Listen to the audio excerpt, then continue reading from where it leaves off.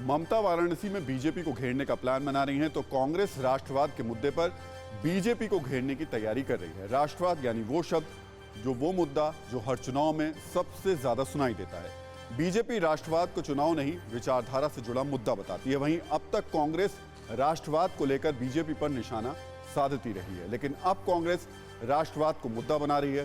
सुनकर भले ही आपको आश्चर्य हो रहा हो, लेकिन सच यही है।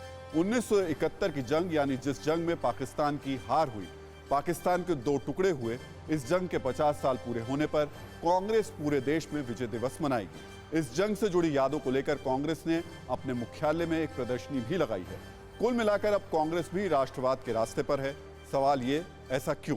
तो इसका जवाब यही हो सकता है कि शायद कांग्रेस को समझ में आ गया है कि अब लोगों के बीच खुद को मजबूत करने के लिए उसे भी खुद को राष्ट्रवाद से जोड़ना होगा, उस पर वोकल होना होगा।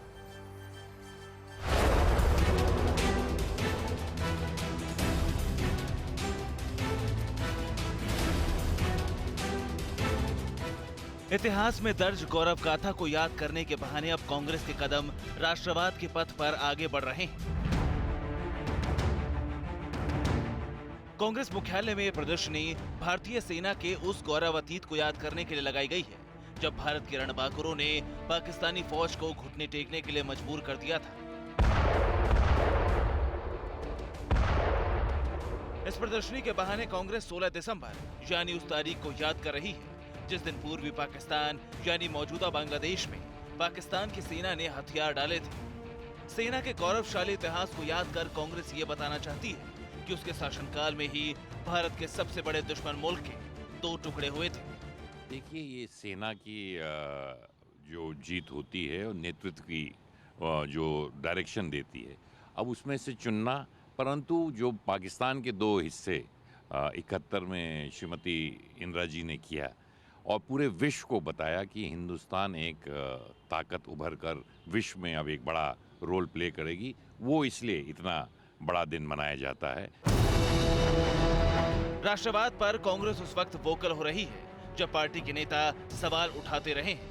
मनीष तिवारी मुंबई आतंकी हमले को लेकर अपनी पार्टी पर सवाल उठा चुके हैं। इसी बीच नवजोत सिंह सिद्धू जैसे नेताओं का पाकिस्तान प्रेम भी कांग्रेस के लिए बड़ी मुश्किल खड़ी करता रहा है। इन सवालों के बीच कांग्रेस 16 दिसंबर को विजय दिवस मनाकर जता रही है कि उसका एजेंडा भी राष्ट्रवादी है। हालांकि बीजेपी इस पर सवाल उठा रही है।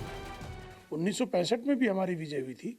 1965 का विजय दिवस, 1971 का विजय दिवस और कारगिल का विजय दिवस, तीनों विजय दिवस मनाए जा सकते थे। लेकिन कांग्रेस में चूंकि राष्ट्रीय चेतना का भयंकर अभाव है, इसलिए उसको 50 वर्ष बाद इस बात की अनुभूति हो रही है कि हम 16 दिसंबर 1971 को निर्णायक विजय हासिल किए थे। बीजेपी के सवालों के बीच देश के कई हिस्सों में कांग्रेस कार्यकर्ता विजय दिवस मनाएंगे। इतना ही नहीं, 16 दिसंबर को उत्तराखंड में राहुल गांधी रैली करेंगे। उत्तराखंड में बड़ी आबादी पूर्व सैनिकों की है। जंग के बाद क्रेडिट लेने के लिए सियासी जंग हिंदुस्तान की सियासत की पुरानी रवायत रही है। आखिर सियासी खेती तो संदेशों के जरिए ही होती है।